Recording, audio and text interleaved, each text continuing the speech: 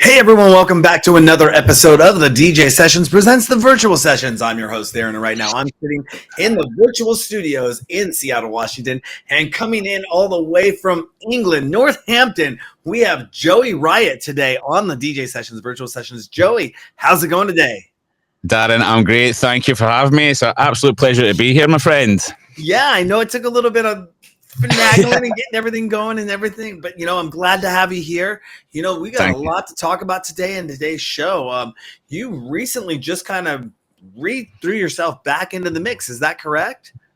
Yeah, it's been a crazy year. I've been doing loads of stuff. I mean, off the back of last year was my 20th year as a professional artist. And I do use that term loosely because when I started out, when I first quit my last job, I was doing music full time, but I was eating beans and toast, and I was like just making rent and stuff like that. But that time was such a special time because I was waking up each morning. I was just thinking, all I have to do is write music and then DJ at the weekend, and from there, I built up a steady career, and I'm very fortunate to still be doing this after 20 years. And obviously, things have morphed and changed, and we'll go into a lot of that through this interview. But it's been a kind of landmark moment in my career last year when celebrated 20 years in the game, and then this year has been a follow-on of that, and it just seems to be things have just been magnified after I thought I may be like taking my foot off the gas, so it doesn't seem to be happening at all. No, I know how that goes. I've had people over the years of doing this show for 16 years now, but I've been in media production business for years before that. It's funny, the image that happens in show business that people don't see a lot of behind the scenes stuff that goes on. And they don't know that, at times in my life where I was being accused, and it wasn't really a bad accusation, but I was being accused of making like $250,000 to $500,000 a year with my brand and doing all this stuff. And I wasn't paying people to be on my show and all this, not knowing that I was actually disabled and, was on bare bones SSI, like Social Security income and stamps and going to food banks and not knowing how I was going to pay rent the next month, but somehow the entertainment image was out there, and I'm like, all right, cool, whatever. You don't know what my life is really like. It's something I've encountered, and I think most people in this industry have. There's a perception side of things, and how you're presented online. If you look professional and everything else, people just assume you're absolutely coining it in and making money hand over fist. And even if you are making decent money, people don't actually understand how much you invest back into the business that you're running.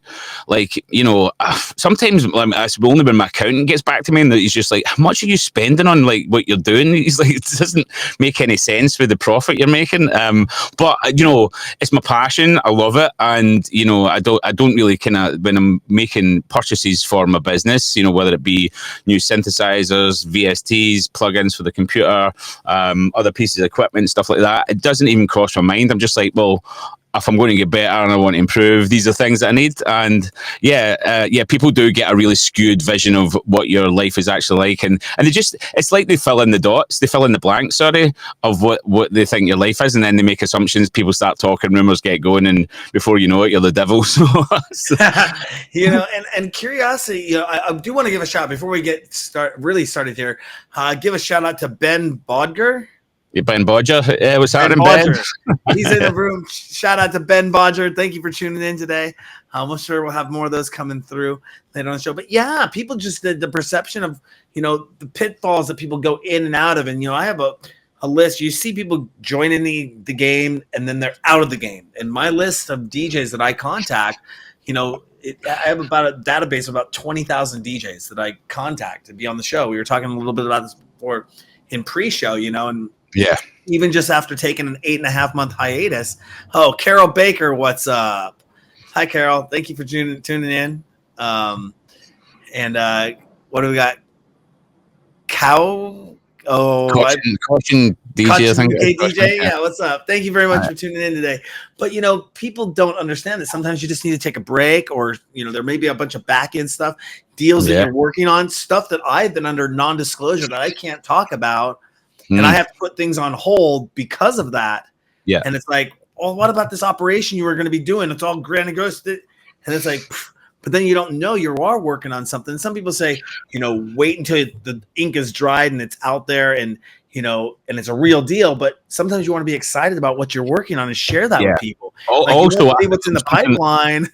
I know a lot of people say like you said, wait till you've got the thing finished and then talk about it. But I've always felt like if I say I'm going to do something before I've actually done it, it puts more pressure on me to actually do it because I've learned in recent times that I've got ADHD, which makes a lot of sense considering my character. But I found all these coping mechanisms over the years because I didn't have a diagnosis. But one of the things that I did do was I knew that I wouldn't take care of tasks unless I made myself responsible for it by putting it out there, and then I put pressure on myself to do the actual thing that I said I was going to. So I would always talk a big game, but then I would have to back it up.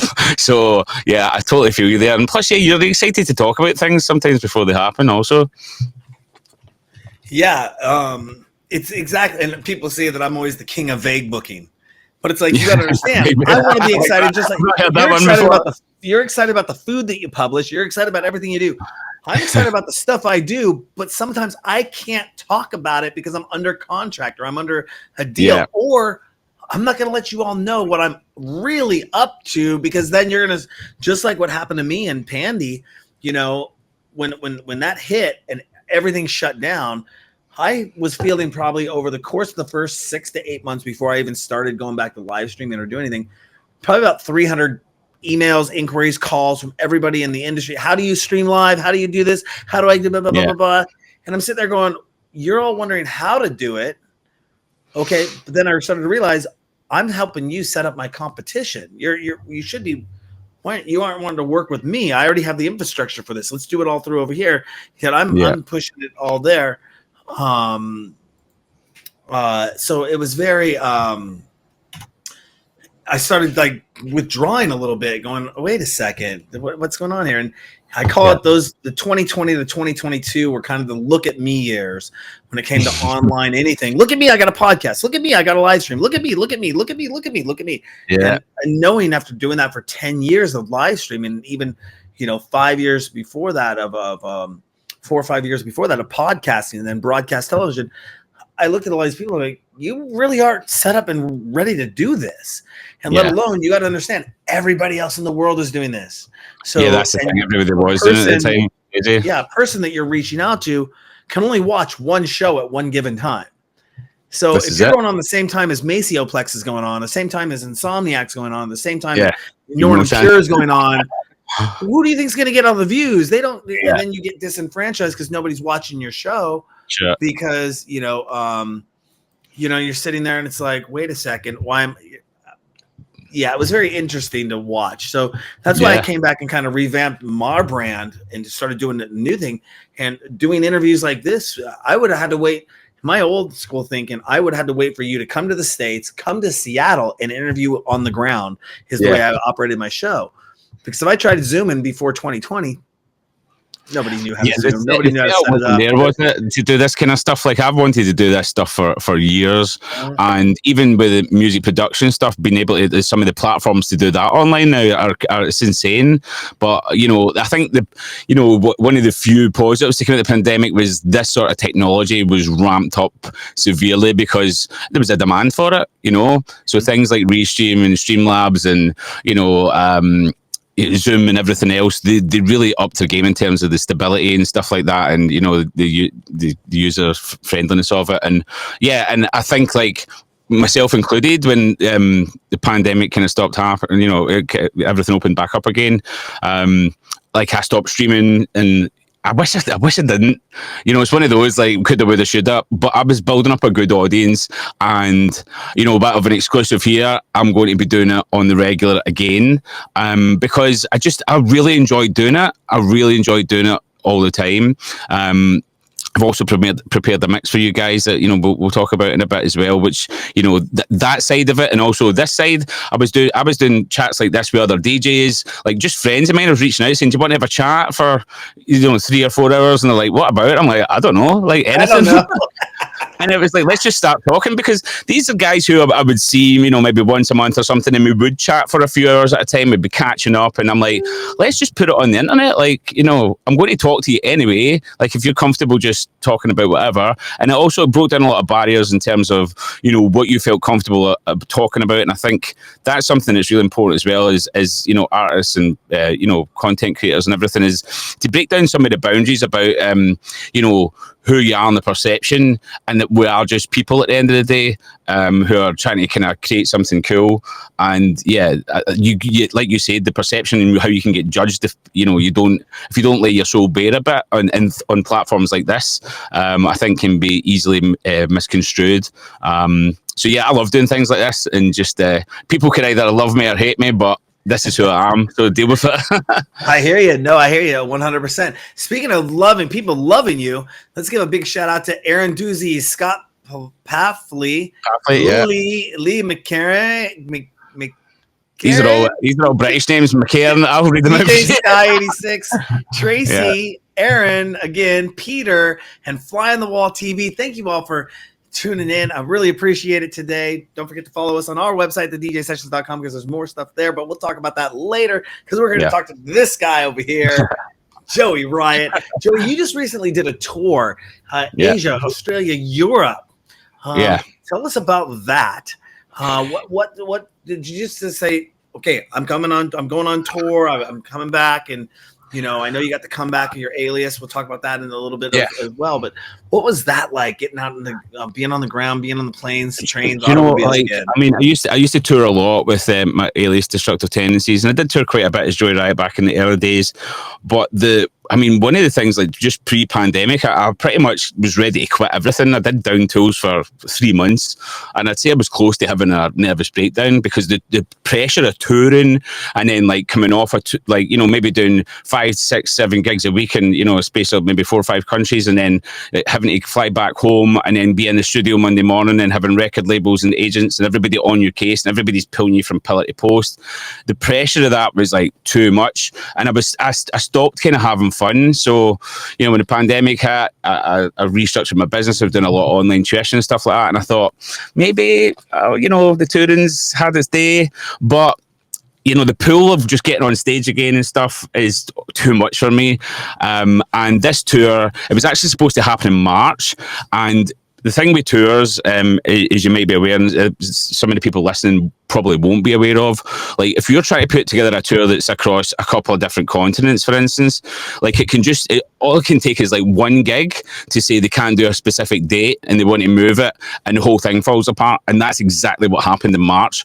I was supposed to be doing, maybe another 3 or 4 dates, and also like the date in Taiwan get moved, and then Australia couldn't do it, and then the whole thing fell apart, and Japan pulled out. And I was just like, I watched this huge tour happen, I'm all excited to all crumble into nothing. And then I'm like, is this even going to happen? With the help of my manager and the team, we managed to kind of piece it back together again. Got out to Taiwan, played Taipei and Taichung. This is the 3rd or 4th time, I want to say. It gets a bit blurry over there, to be honest. They feed you with too much alcohol. But I just love going over there. It's been a revelation going to Asia, because it's just a completely different. UK's had it good for a lot of years. A lot of stuff started here, and the early rave scene was magical, and there is still a lot of good events. Don't get me wrong, but when you go to places like Asia and some of the cities in Australia where there's a lot of really young people going out, and they're finding this music for the first time. So it's a bit like when some of us older ravers that are in the chat and stuff, and people like ourselves, we remember like when we started going out and how new and fresh and exciting it was. Well, these people are getting to do that all for the first time. Obviously I done Taiwan, went on to Australia, played a few shows there. Then I was in the Netherlands. I was also like, in between all that, I was like Singapore, Hong Kong. I was in where else was I? Italy. I was kind of all over the place. It was all these different cities. I counted like I was in 9 different countries in the space of maybe 2 months. Wow. Which is it sounds fun, but like it's not that fun. Like once you get there, It's brilliant. Like, because I've got really good friends in all different corners of the world. So if I've been going to Taiwan for 3 or 4 years, I know people there. I had friends come over from the Netherlands. I had friends from Singapore come over. Australia, I've been going there since 2000. I think it's 2007 I first went over there. It's a long time ago, so I've been going for a long time, like, yeah, a long time. And I know so many people out there, so getting there, meeting up with old friends, that side of things is great, but the traveling is, you know, as I'm getting older, it really knocks the life out of me. And I think that's the thing that, you know, when people, you know, promoters even inquire about your DJ wage and stuff, and they think about how, you know, people talk about, you get paid that for an hour. I'm like, I don't get paid that for an hour. Like, you travel 30 hours to the other side of the world to play for an hour and then 30 hours back, so that's, and then you've got to be there for 3 days, so there's, you know, there's a week out of your life to play for 1 hour, and you know, if you split that into like what I'm actually getting paid for the hours I'm away, it's probably not that great amount of money to be honest. No, I hear you. It's amazing, you know, people, you know, same with my industry in video production. People think, oh, I come in and I set up gear, like I come to an event, they see me at the event, I'm filming at the event, you know, but they don't see the pre-setup, the pre-work, taking it all down. They see well. the production, yeah. And then they see the post-production. It's like, you got to understand, I bring $25,000 worth of gear to work. I bring 32 years worth of knowledge here to do this production. And, you know, if I were to charge in the scene what I would charge, most places don't have it in their budget. As local DJs, promoters, even the bigger names, you know, they're not going to bring in a full film. If they already have a film crew, they already have, you know, photographers and video editors, and they make their B-reel stuff, and they're not really filming their shows because people don't understand about rights and permissions and copyright and all that stuff that goes into play. The moment you hit that record button, you can record all you want, but the moment you hit a distribution button, that's a whole nother level of contract. And a whole nother game out there that people don't get. So that being said, I totally can understand about like we were talking a little bit about the back end that people don't see of what happens putting into something like this, you know. And you also have more upcoming shows and tours, Croatia, Canada, US, and the UK coming up. Hey, are you coming to Seattle? I hope so, man. I've had played Seattle once before, a long time ago, maybe 2008, I think it was. But and I've still got my Seattle. I can't remember what the team's called. The baseball team. I've still got my jersey. Mariners. The Mariners, that's the one. Yeah, I've still got that hanging up in my wardrobe. That's something I do, especially when I would go to the States. But I started doing it in Australia as well. Like whatever city or town I played in, I would like buy either, you know, a baseball jersey or, you know, American football top or whatever the, you know, kind of sports thing was, and I would wear them on stage. But some places I went to, like for instance, I bought I can't remember the Sydney team. It was like a Australian rules football, and they were like, you can't wear that on stage. And I was like, why? And like, because it's a bit like Glasgow. There's like Celtic and Rangers, and they hate each other. There's two teams in one city. They're like, you know, there was 50,000 people there, and like 25,000 people are going to boo you off the stage. And I was like, oh shit. You know? So, but I'm off to Canada. I'm off to Croatia on Sunday. I'm over there for a week at Drop Zone Festival, amazing festival, absolutely magical place called Pag Island, and they've a place called Zurcha Beach on there, which is literally just all clubs on the beach. There's maybe like, I don't know, a dozen or something, and it's one of the most beautiful places on earth. I think this is maybe my 11th or 12th year going there, and yeah, I don't get bored of it. I love going. They have, you know, multiple clubs running at the same time. They have pool parties, boat parties. You know, I'm doing all of that stuff. You know, I'm good friends with the people that run it. And, you know, again, there's people from all over the world. I was just talking to my friend from Australia who was playing at DEF CON in Holland, and then he's going to Croatia. I'm going to meet him there. We've been working on a track, and he's done a remix of it. So he sent it over, and I can't wait to catch up with him. So there's all this side of things as well. Toronto, I'm going to be over there in August for the it's Labor Day weekend.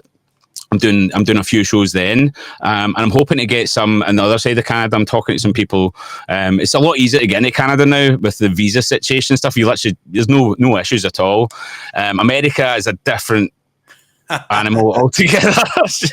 Yeah. And it's getting more tricky as administrations change. So that's going to be interesting. I have been working on my visa. I have had a lot of interest in different shows, which I'm trying to just put that together. Like I said, with the other tour that just happened, those things can look all rosy for 1 minute, and then literally, sometimes a couple of weeks before you're due to go, one piece of the cog, one cog at the machine can go and the whole thing falls apart. So, Croatia's confirmed, Canada's confirmed, America's in the works. I've had, there's options in Los Angeles, San Francisco, possibly Dallas and New York. I would love to come to Seattle again. Obviously, the more shows I can get on the tour, the more chance it is of happening for the visa purposes and stuff like that. But I've already started the process of that, and most of that's went through. So I just have to have my meeting at the consulate, which is going to be interesting. Yeah, definitely. I know that I saw something posted the other day, and obviously I keep kind of a ear to the ground on national, international events, politics. Try not to get too much into it on the shows, but Sure. Somebody posted recently, it's going to be tough for artists that are going to want to come here just with all the complications that are going on.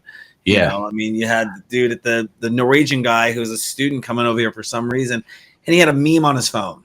And then rejected him. And it's like, wait a second. I mean, with the vice president, and it was such the most ridiculous thing ever. It was, I was like, you're not getting in the country for that. It wasn't even anything offensive. Yeah. Like, God, if they looked at my phone, I would just get put in jail instantly. Someone that was that conversation. No, I mean, it's like, you think about it like this.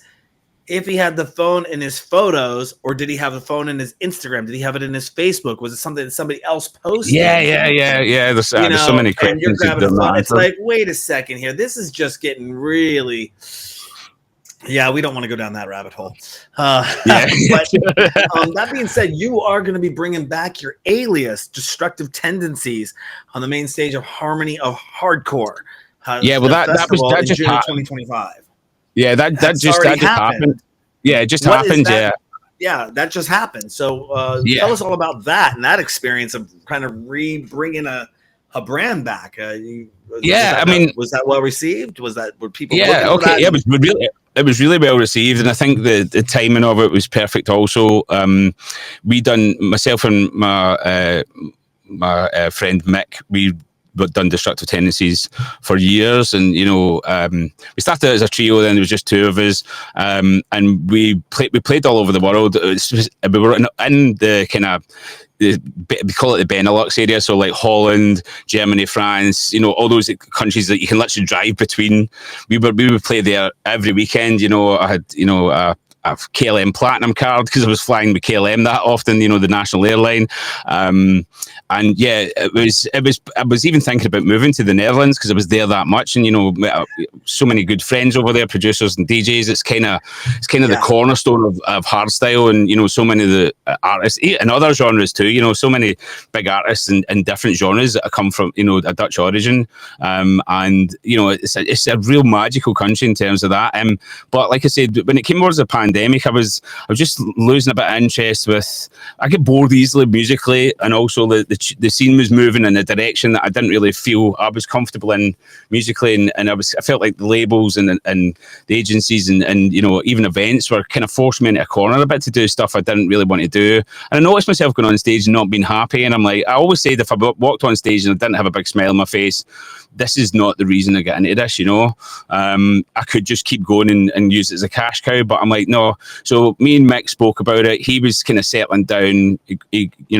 Him and his missus got a house, and they've had some kids, and he went full time at his job, and so he was kind of settled, and we were asked to sign a new contract, and I was just like, yeah, I don't think we're going to do it. We're just, and my manager thought it was crazy, and I'm like, I've started new brands and new aliases multiple times over my career, and I know how to go back to square one, and every time you do it, you've met more people, you've made more contacts, you've done more networking, so it's not as scary. And when we decided to part of the destructive tendencies, we'd done a big live stream about it. We didn't say we were going to like quit for good, but we said we'll just put it to the side at the moment, and we'll explore other things. Mick's settling down with his family. I'm going to go back into the Joey Riot stuff and do more multi-genre, because I was predominantly known as like a UK hardcore, happy hardcore DJ, and I wanted to explore other things, which has been really fun doing, and now I'm touring again, doing all that. But then what happened last year in 2024, these end shows that they put at the big festivals, there was like 4 festivals where our old tracks were getting played on the end shows, and so there was this buzz about us again. So I'm like, I'm not even playing there, and my tracks are featuring on these huge, fireworks and everything going off. It's crazy. And then one festival that we played at a bunch of times, Harmony of Hardcore, they just said who would like to see Destructive Tendencies back at Harmony, and the place went, the internet went wild, it went viral, and we talked about doing a show, and we played on the main stage. The weather was a bit crazy that day, but luckily the rain stopped when we went on. We had a great time on there. It was really well received, and we're just taking that bit by bit. It's not like I'm throwing myself completely back into it, like full guns ahead. But I think one of the things I want to do, both me and Mick, is like each gig that comes in, we're going to take them as they come and see the merits of them. If we feel like it's worth doing, and also like I'm writing music again under that alias, but it's again more for now. I've not got the label to deal with, and all the other moving parts of the industry. I'm just writing the music for me and for us, and and we're going to release some stuff as Destructive Tendencies. And if things happen, great. If they don't, it's just another outlet for what I'm doing, artistically. So yeah, we'll see what happens with that. But it was a great comeback set, and I really loved it. Nice. You mentioned networking and getting out there and meeting people. I had the opportunity, and I really opened my eyes to when I first went to ADE for my first time in 2022. Oh, yeah. And actually this show, the DJ sessions, got started back in 2009 from going to Winter Music Conference in Miami. And it kind of finding out some ideas, some stuff there.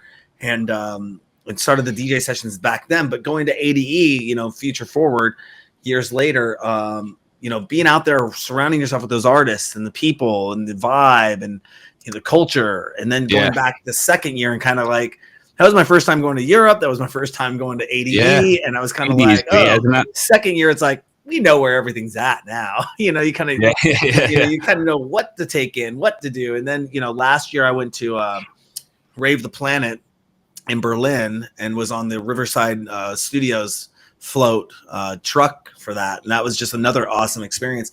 And just being out there, I don't want to have a nose up in the air or say that anyone that can't make it to ADE isn't an artist. I'm not saying anything like that, but if you really want to get yourself out there, you meet with the movers and shakers. You meet with people, and this is what I hear from a lot of people. You meet people that you actually get to put in. I mean, we can Zoom all day long, but I get to shake somebody's hand. I'm walking around and like BT's walking right by me at a restaurant. Like, BT, what's up? He's like, turns around, what's up? You see all these happy Carl Cox. I'm like in a I'm pressed, so I get in some doors that most people don't get in. Yeah. I'm sitting in a room with Carl Cox with 150 people, 200 people. There's a line outside the door of 3,000 people trying to get into this little conference, and I'm like, press, here we go, and getting in and seeing those experiences and hearing what the new things are coming up with technology, symposiums, and the collaboration and the ideas that can come back. And so I recommend that for anyone in the industry to get out. I definitely do as well. About partying. If you're on the network, if you're on the business side of it, not just a party goer, an event goer, basically getting out there and networking. These are the events you want to be going to. Yeah. And I didn't go for years. I didn't go for years because I felt like, especially what we were doing with Destructive Tendencies, I was already working with a lot of the Dutch artists that I would want to be working with anyway, the agencies, everything, and our management and agencies and stuff were going to those events anyway. So because I was that busy, I was like, I've taken a week out to go do that. But I wish I did it earlier, because when I did go, like you say, this is great chatting to you now, Darren, but I would much rather be sat in Seattle or have you over here and, like you say, shake your hand, look you in the eyes. It's, it's great that technology can do this, but nothing beats face-to-face meetings. You can really, especially when you're talking business and you're networking, you can really get a sense of people's character and, just communication, such subtle things that you can pick up on when you're face to face, and you really know if you're wasting your time or there's something happening. You know, you've got a vibe going, and you can make something of this. So yeah, and I had such a great time at AD. Both the parties were great, but also, you know, the networking side of it was huge. And again, like a lot of these people I'd see at events and stuff like that, but to sit down and have a coffee with them or like have some lunch, it's a completely different setting, and then you talk in a different way. You get more personal as well. You start talking about each other, you know, your families and all this stuff. So you create these bonds as well, which helps it moving forward. If you're going to be doing business, you feel that there's more of a connection there. So yeah, absolutely. You know, and that's like the year we went, I was kind of running around in the press room at ADE, and so I was like right there in the action. You're right, meeting with the people in person rather than doing online interviews, because we had switched to online because of Pandy, and we're doing a lot of stuff. Being on the ground again, once again, was awesome. Last year we actually rented a houseboat, and then we just invited everyone to come by the houseboat, and you know, one night we were able to actually throw a really cool party and had some guests there that I can't say who they were. Okay, cool. It wasn't a P. Diddy party, but it was, but no, it was very interesting. The people that showed up that we managed to bring over and hang out with, and they're like, wow, this is really cool. You're really cool. And you get that connection. And then, you know, like I've been working with PR companies that I've never met in person. It's been all email contact basically. And show up at our houseboat and hang out with their artists and be like, oh, what are you doing later tonight?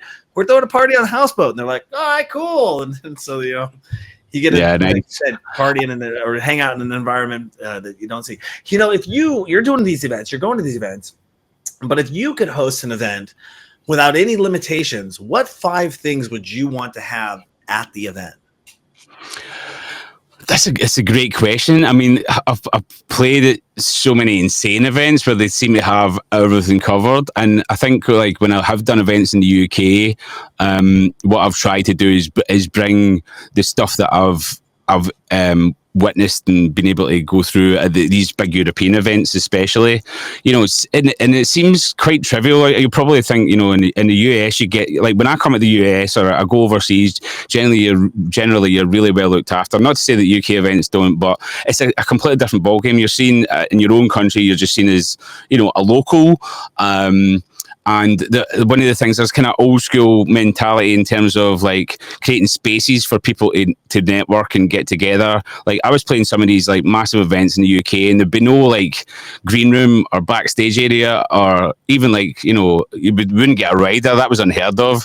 And like even if you asked for a drink, they'd be like, yeah, the bar's over there, you know, get me one while you're there. You know, most of the promoters would chat to you. But you know, that has slowly changed as I think, you know, the European acts have been getting booked more over here, and they've got, you know, their agencies are just like, you know, it's got to be like this or you don't get them. So that, you know, there's been a slow move towards that, and that's something I've tried to really do with my parties. So it's really difficult to say like 5 things. I think number 1 would be a networking space, and this is what I have done at my own events, is like invite anybody that's involved in the industry to come for free. That if they're press, DJs, MCs, whatever, give them a place where they can have some, you know, they can be looked after, some hospitality. They can just sit and hang out. They can connect, a bit like AD, just having that place where people can, and that's something I tried to do. And obviously that was limited by the scale of the you know, the logistics of the venue that I had.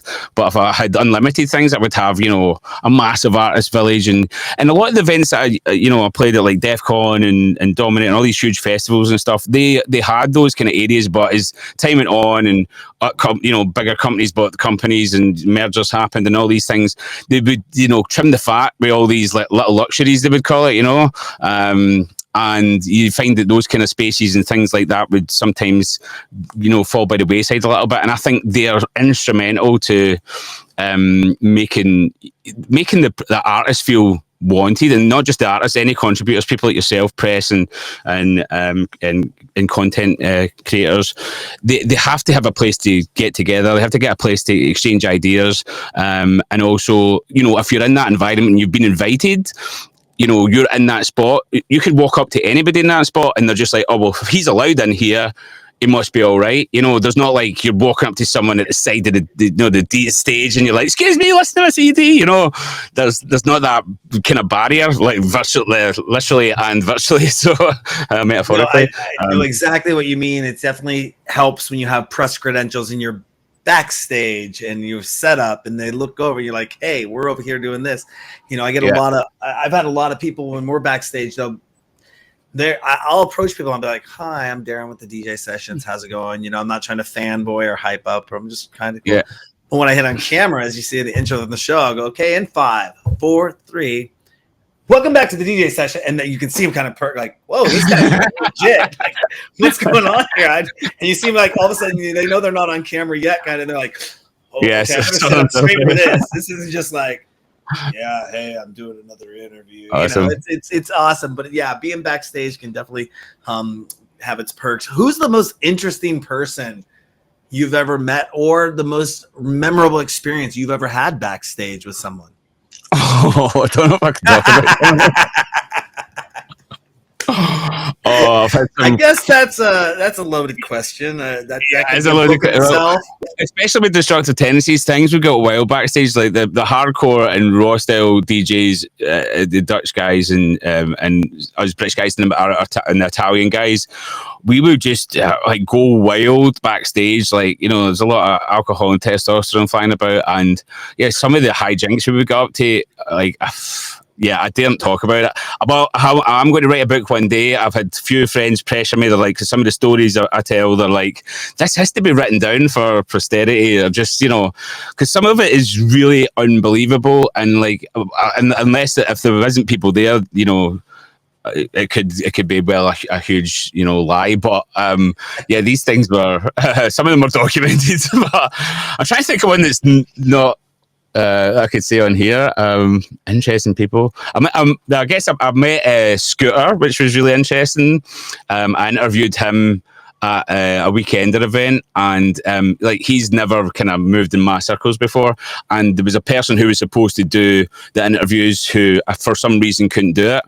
And people know that I'm quite confident in front of the camera. And the film guy was just like, "We need somebody to interview Scooter," and I was like, "I'll do it." And he's like, "Really?" And I'm like, "Yeah."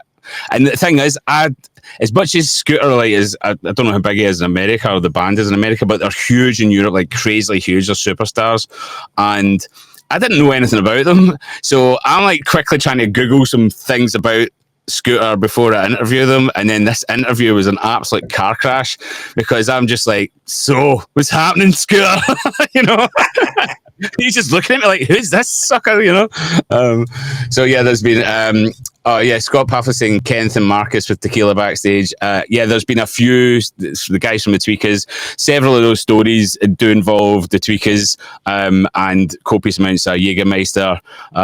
There's one I can talk about. There's an event in Germany called Perukaville, huge event. We done a Destructive Tendencies set there. We also played back to back with the Tweekaz. So there's 4 of us. 2 of them, 2 of us, both Destructive Tendencies and the Tweekaz, DT versus DT. We've done quite a few of those sets, but at this particular event, I mean, we had a rider. So our rider at the time, I think it was a litre bottle of Jack Daniels, a litre bottle of Grey Goose. We'd been at the festival all day, so I was drinking beers as well, which I don't normally do because it bags me up and stuff. I was also eating at the festival, which I don't normally do because I'm jumping about on stage. I'm quite animated when I'm on stage, as you know, some of the viewers here can attest to, and you probably see from the video that I provided as well. Even when I'm not on stage, I'd still get a bit animated. But we go on stage with the Tweekaz. I'm already 5 sheets to the wind drunk, to the stage where I was like, I couldn't even DJ. So I was like, just give me the microphone. I'll just stand out front and stagger about. And then Ken from the Tweekaz came out and grabbed the microphone off me, and he said, who wants to see Joey Riot drink a whole bottle of Jägermeister in one go? And the crowd was like, yeah. And I'm like looking at him, and I grabbed the microphone off him, and I was like, fuck off. Like, I was like, it's not happening. And he pulled it back off me. He's like, he's chicken. And I'm like, it's like Marty McFly from Back to the Future. I'm like, nobody calls me chicken. So I grabbed the mic back off him, and I says, I'll drink half of it if you drink the other half. And he was like, okay. So he drank half of it in one drink, and I drank the other half in one drink. And then I don't remember much after that until we were in the transfer going back to the hotel. Now, one of my friends has appeared, Neil Trotter, in the chat. he's saying, "Hi, Joey, good to see you, brother." Neil was there. He was next to me. Oh, no ways if he's there. I just spotted his name. So he came out to me. We were playing Perukaville, and then we were playing Dominator Festival the next day. So we're in Germany, and then we have to go to Holland. So we're going back in this transfer. And I just kind of come to, and I'm feeling a bit sick. I can count one hand how many times I've been sick in, 30 years of drinking. And, I've got the strong constitution of a Scotsman. I saying that, "Hi, bud, I was there." Yeah. So I've started feeling a bit, wobbly. And then I felt a bit sick about to come up, and I grabbed my mouth, to hold it in, and it started coming out my mouth, and it was like filling up my hand. Now, Mick from Destructive Tendencies, he's in the passenger seat in front of me. The driver's on the left because we're in Europe, and bits of the this is disgusting. Bits of the vomit are starting to squirt through the spaces in my fingers. I'm trying to keep them as shut tight as I can, but I'm trying to wrestle the window down, and it was just like squirting little bits onto the back of his head as my hand was filling up. And I think he thought it was a fly or something, because he was going like that and going, "What the?"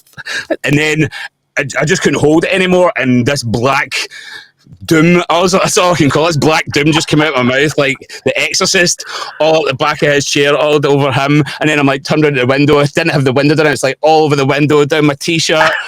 It was just everywhere. The driver pulled the car over. He's like, "What the fuck?" He's going crazy.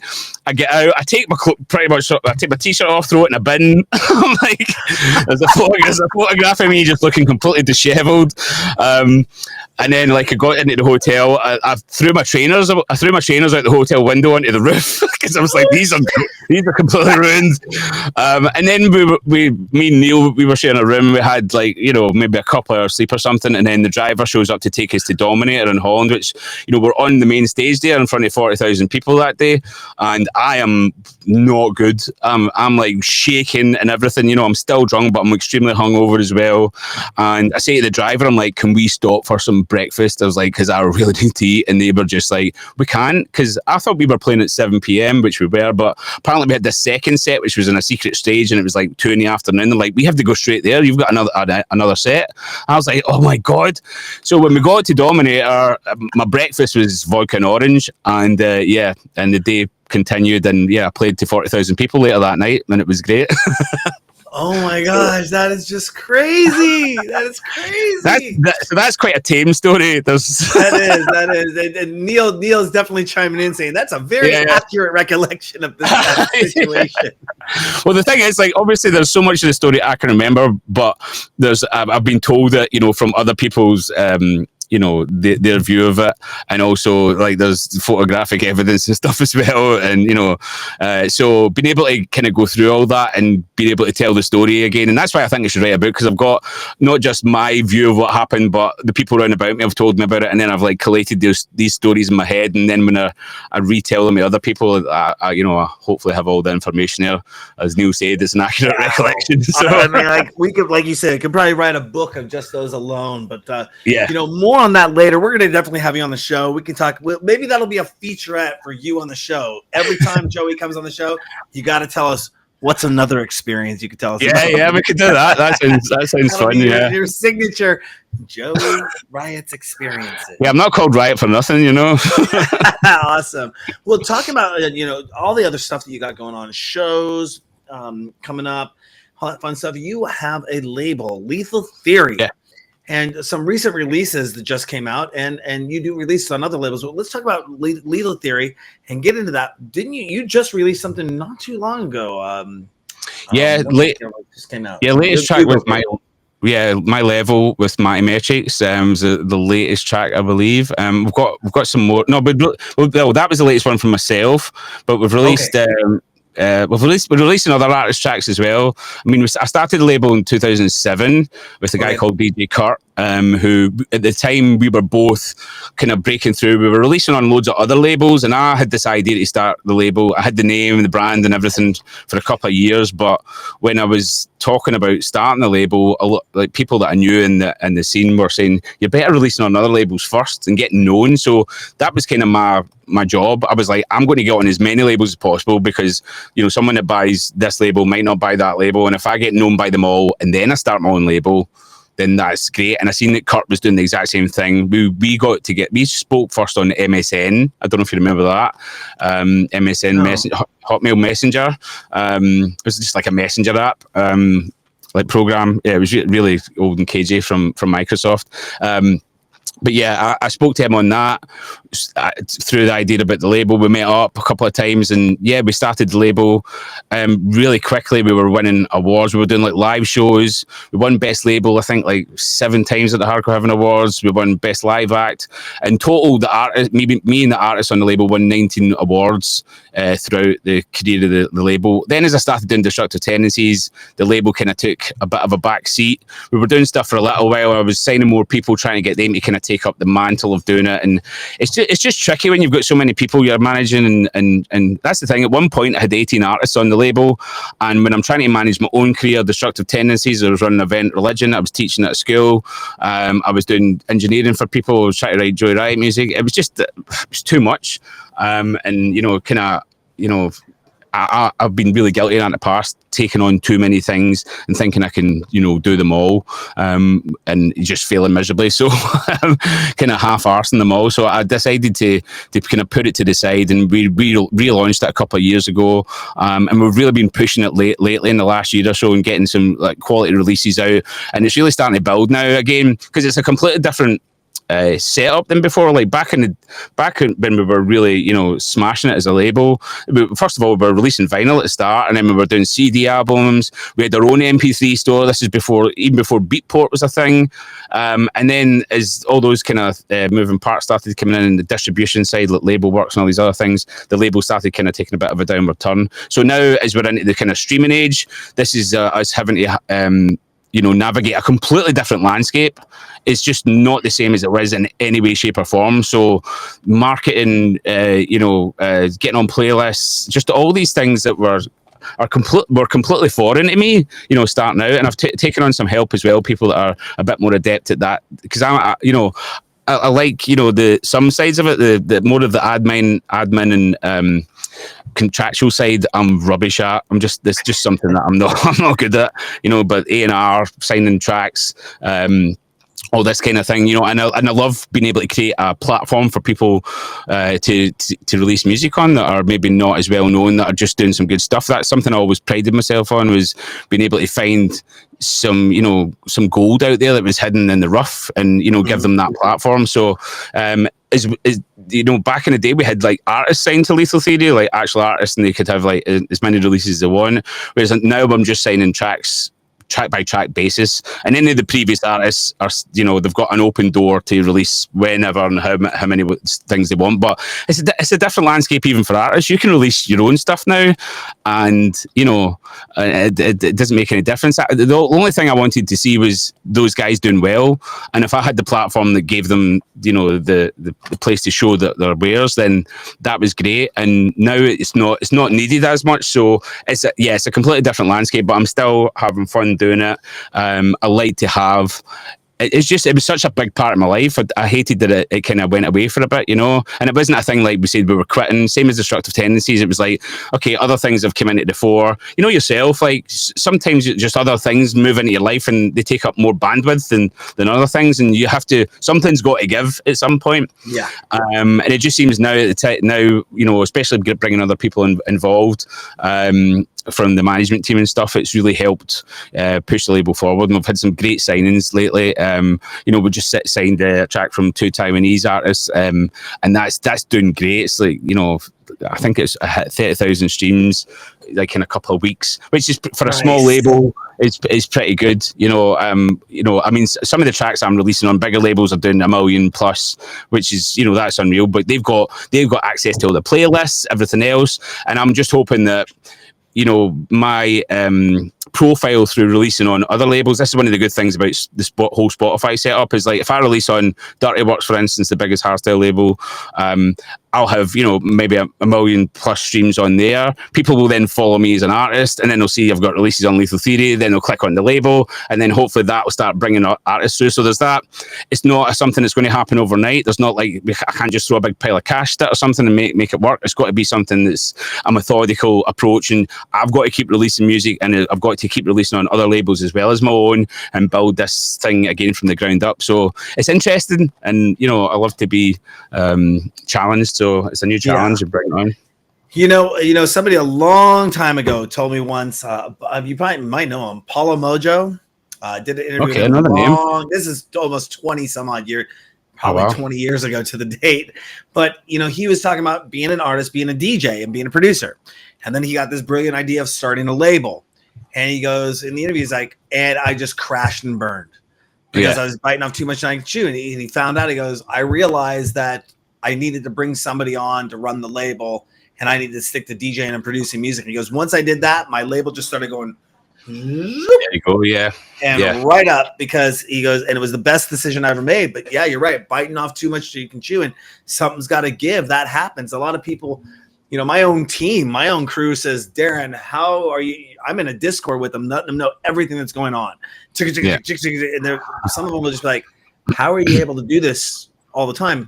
And I got to come back and remind them sometimes, like, look, you have a 40-hour, you have a day job. This is kind of a hobby. You're trying to break into this business. Yeah. I get to do this all day long for a living. I wake up at 7 a.m. I'm not off the computer till 6:30, 7 o'clock at night. Yeah. And this is Monday through Friday. Usually I get my weekends off a little bit. Some stuff comes in on the weekends, but I kind of segment my life to make sure I'm not burning myself out or having to take an 8.5-month hiatus again, as we talked about, after 16 years of doing one show, though, of only burning out a couple times or taking a break a couple times, I deserve a vacation. I got it. I think so, yeah. Up and running. And, it does give you some perspective to come back in line with what you want to do and where you want to go. Speaking of outside opportunities, though, that you do, you're not just doing this producer, DJ, label thing. You also teach and do speaking events. We got a little bit of time left here. I want to find out a little bit more, and we're definitely having you back on the show. I haven't even got into all my other questions that I got. We got more stuff. Yeah, cool. Plus, I want to give a shout out to Scott, G Grant, Raving Mad ADHD Dad, Neil, some DJ 82. If I haven't already given me shout outs up above, thank you very much for tuning in today. We're going to have more of this guy on the show later. But, awesome. You teach at the Lisa Lash's School of Music. Yes. Tell us about that opportunity. What do you do there for them? I'm now head of, I guess it's my official title is head of content creation, but I'm like the lead tutor. And I started out, Lisa Lash is a kind of world famous hard house DJ who decided to set up a kind of academy for DJing and production and kind of the whole remit of what you need to do to get ahead, social media, networking, all these different things. And she first got in touch with me because I'd been to see her play, I was a fan. And then I got a Facebook inbox on my fan page saying, did you get because I bought the Tidy Boys studio off them. I think you've had the Tidy Boys on before or one of them, but they're a big hard house name, and they were, one of them was from Northampton. They had a studio there. We'd bought it off them.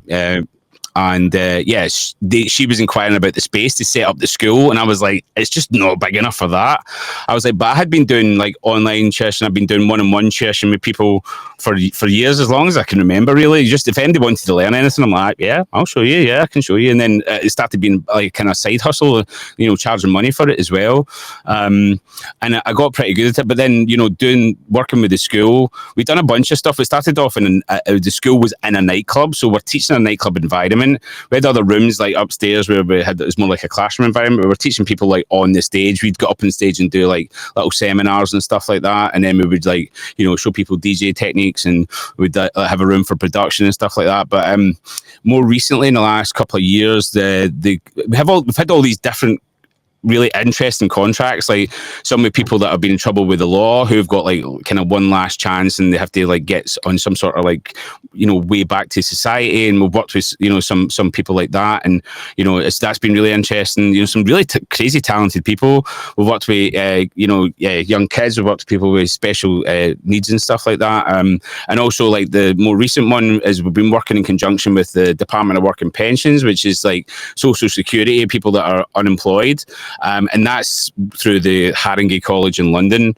Now, so if anybody's ever, I mean, I used to be unemployed before I started this, you know, I couldn't keep any job. I was terrible. I got sacked from everything, probably because I wasn't getting in on a Monday because I was out partying. But yeah, so like I know the system, the benefit system pretty well from growing up on it, and you know, and then being on it myself. And this opportunity to work with people who, because it's people that are creative who want to get back into work, and then we work with another organisation called the NTIA, which is the Nighttime Industries Association, who work with nightclubs, venues, studios, anything to do with the nighttime industry, and they're able to set up interviews for jobs when they come off the course. So the course is like teaching DJing production. You know, I got to rewrite the course completely to my spec as well, and then get other friends that are artists and DJs and to help teach it. So I give them, here's my class, let's teach it to them.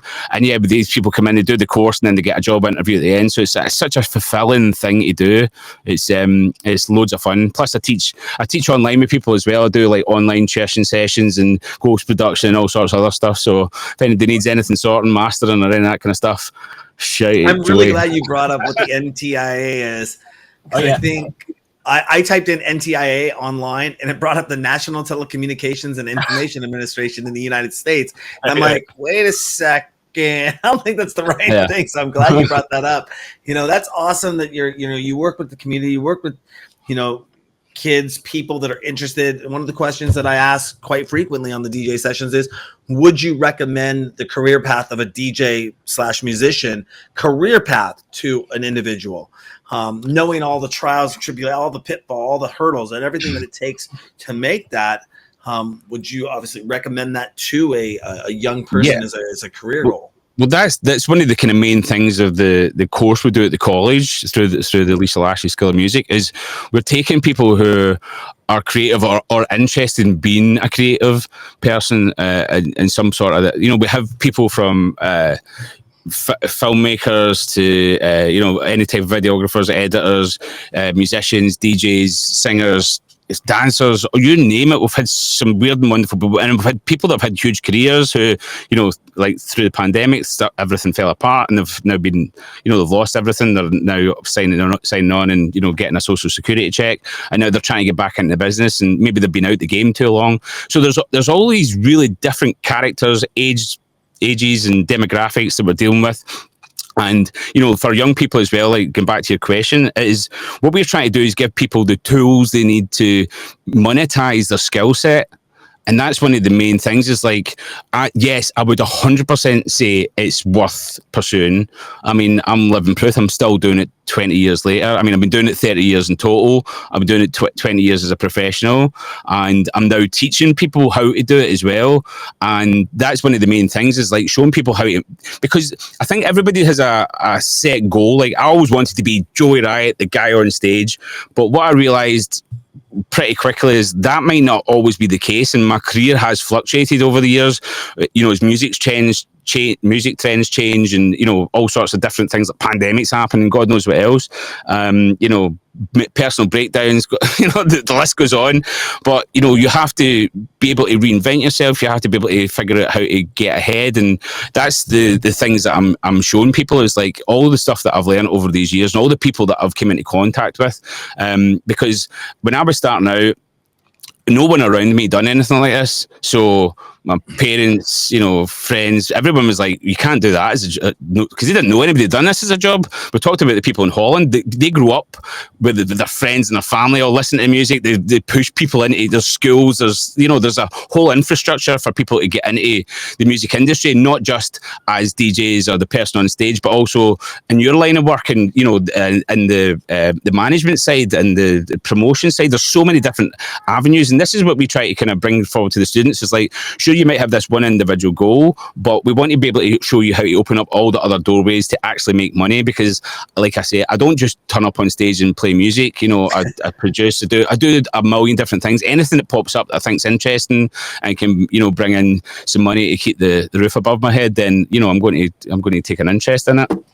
My doggies. Yeah. Oh, say hello. This is Brody. I grabbed the Doja the cat, the DJ Sessions mascot, but he's like passed out next to me on the couch right now.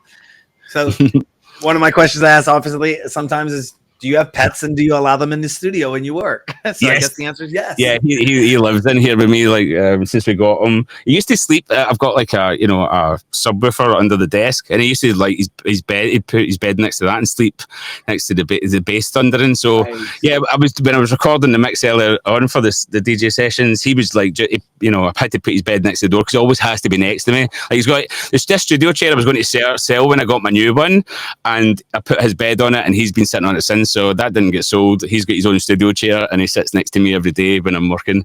He's also my little alarm clock for me to have a break because he sits up in his bum like a meerkat when he wants to go for a walk. And I'm like, okay, I'm going to stop doing some work and go and get a bit of fresh air and recharge. Well, just a couple last questions here before we let you go. And I know we're going to have you back on the show here pretty soon. There's a ton of stuff we got in the... Remember that stuff we can't talk about, let the public know all about yet. But, yeah. Stuff we were talking about pre-show. What's the best piece of advice you've ever been given? Oh, that's a great question as well. This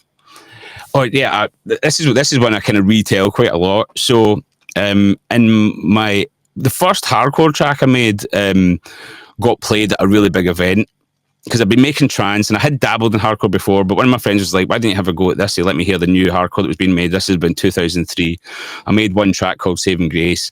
A big DJ called DJ Sai in the UK played at a huge event called Hardcore Heaven in front of 5,000 people. He started his set with it. I had to pawn my guitar at the time to afford to go and watch him play it. And I was standing on, because he was on at 6 in the morning. I'd been there from 8 at night. I'm standing waiting on him playing it, like, which he did. Now, everybody thinks that's kind of the start of my career, but probably the next dozen or 20 tracks I made after that just didn't get any traction whatsoever.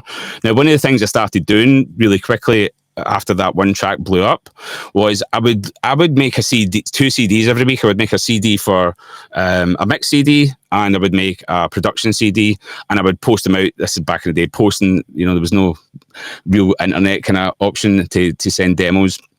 And I would make tracks specifically for labels. So I'd be like, I would do them because I couldn't afford loads of CDs. I would just send out one CD to all the labels, and it would be like, first 3 tracks are for Maximum Impact, next 3 tracks are for New Energy, next 3 tracks are for Next Generation, so on and so forth.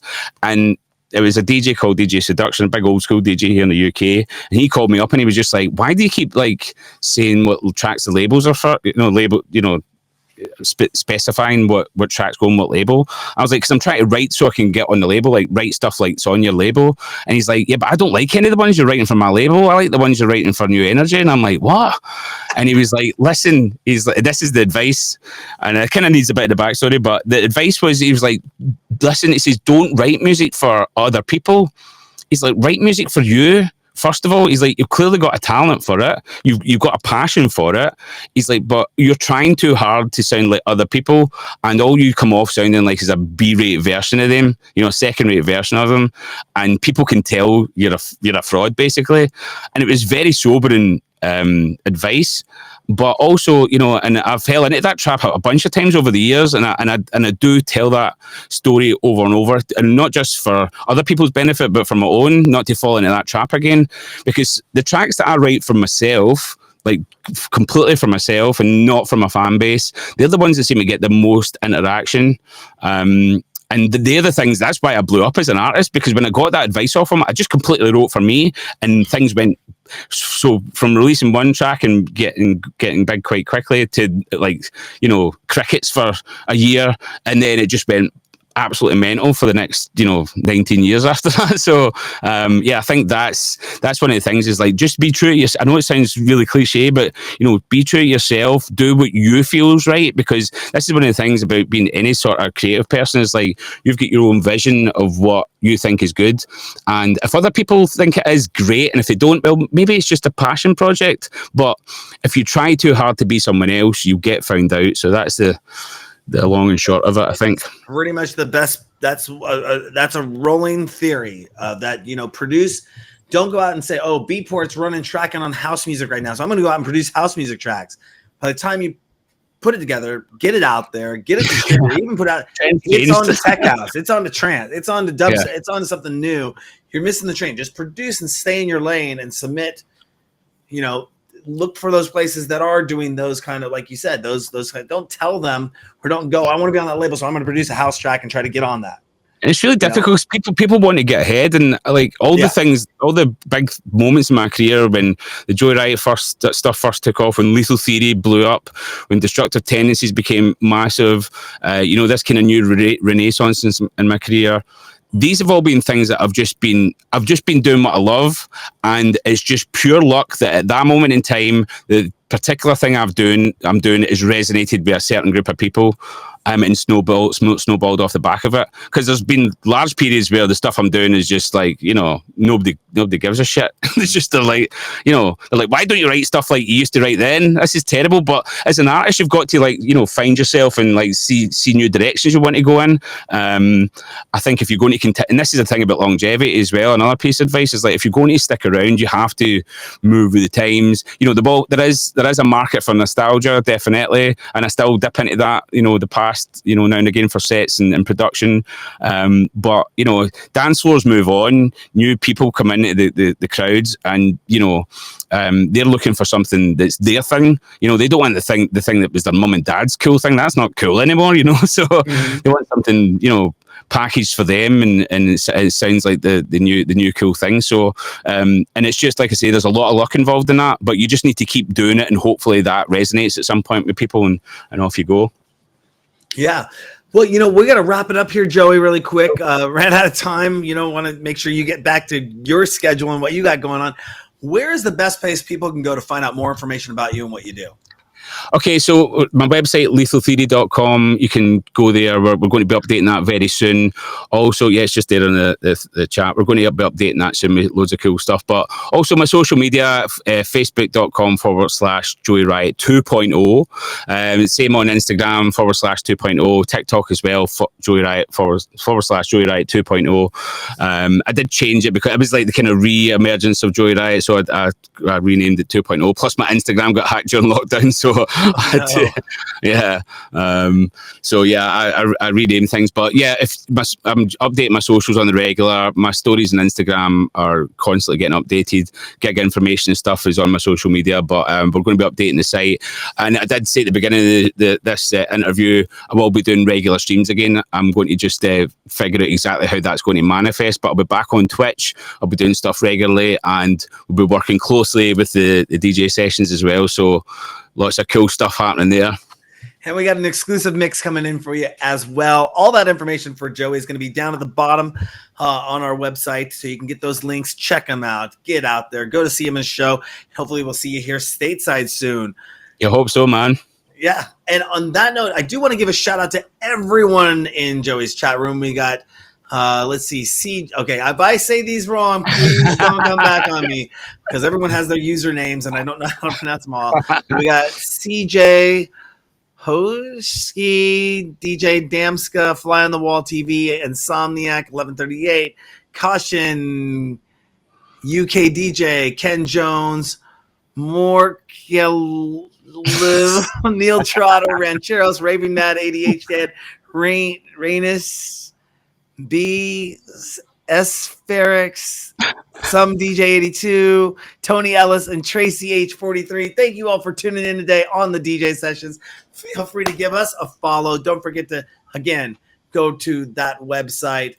One more time, lethaltheory.com for Joey Riot and all things up and coming with him and the label Lethal Theory. I'm your host, Darren, for the virtual sessions. That's Joey Riot coming in from England, Northampton. I'm coming in from Seattle, Washington for the virtual sessions on the DJ Sessions.